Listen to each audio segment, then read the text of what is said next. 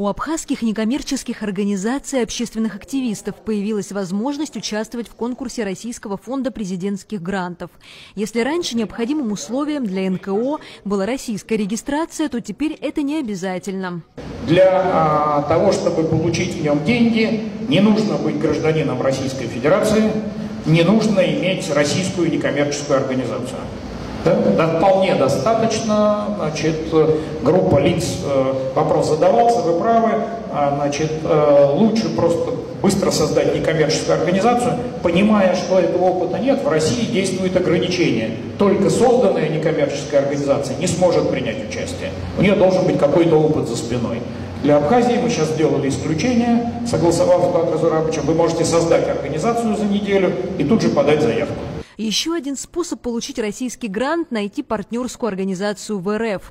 По словам Сергея Кириенко, это не только технический вопрос, но и хорошая возможность получить опыт работы с более опытными коллегами. Достаточно взять российского партнера, значит, вместе с ним подать заявку, и вам доступны все эти 26 миллиардов.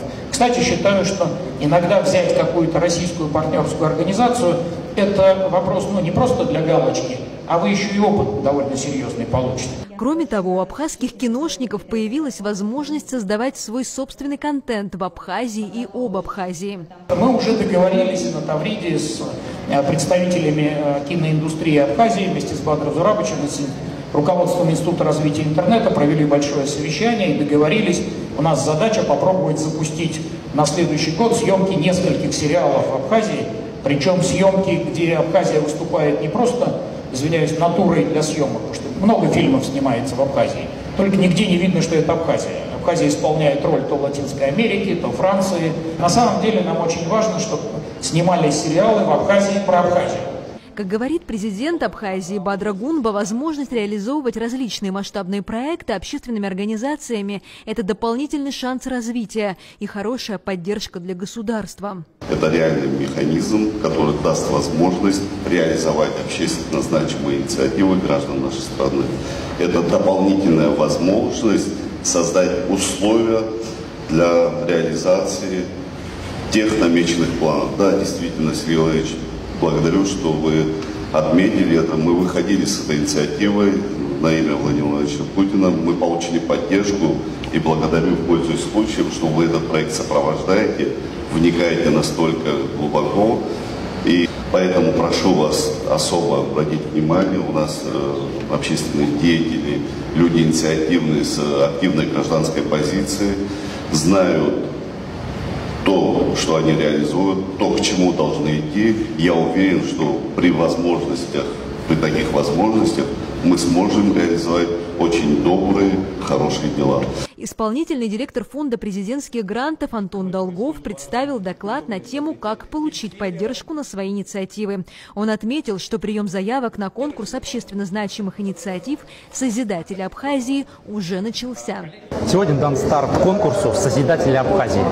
Это конкурс для неравнодушных людей, которые хотят своим делом, какими-то действиями улучшить жизнь других людей вокруг себя. Помочь нуждающимся, помочь людям, которые испытывают трудности в передвижении, улучшить, благоустроить какое-то общественное пространство, сделать для молодежи, например, в сельской местности, реализовать культурные проекты, реализовать проекты по образовательному досугу для детей, робототехнический кружок сделать для развития в отдаленном селе. Вот проекты, то есть это форма поддержки инициатив, вот снизу, чтобы люди сами захотели, убедились в том, что жителям это нужно, вот такие проекты будут поддержаны на этом конкурсе. Сегодня стартовал этот конкурс, и до 30 сентября будет проходить прием заявок.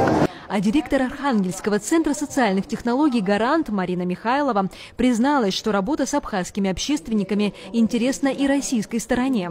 В стране, в которой такого конкурса еще никогда не было, это большая возможность для тех, кто будет участвовать в конкурсе, и большая возможность для нашей организации, которая является оператором этого конкурса.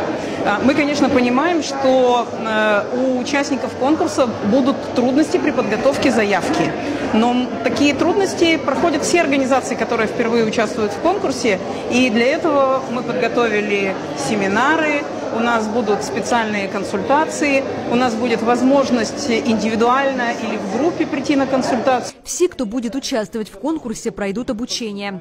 От того, как правильно заполнять заявки на гранты, до того, как реализовывать проекты. Мы собираемся сопровождать организации-победителей на всем процессе их реализации проектов, помогать им готовить отчеты. В общем, наша задача сделать так, чтобы этот конкурс не только дал ресурсы на новые интересные инициативы, но чтобы он еще был такой проектной школой. Чтобы благодаря участию в этом конкурсе организации, инициативные люди получили опыт проектирования, опыт участия в грантовом конкурсе, опыт реализации проектов и, соответственно, стали профессиональнее, и дальше им были бы доступны новые конкурсы и новые возможности. Абхазские неправительственные организации получат преимущество перед российскими еще и в том, что в конкурсе президентских грантов среди российских НКО могут участвовать только те, которые уже имеют опыт реализации проектов, а для абхазских общественников это не обязательное условие. Можно хоть сегодня создать организацию, а завтра подавать заявку на грант. Марианна Котова, Инна Лагухава, Абаза ТВ.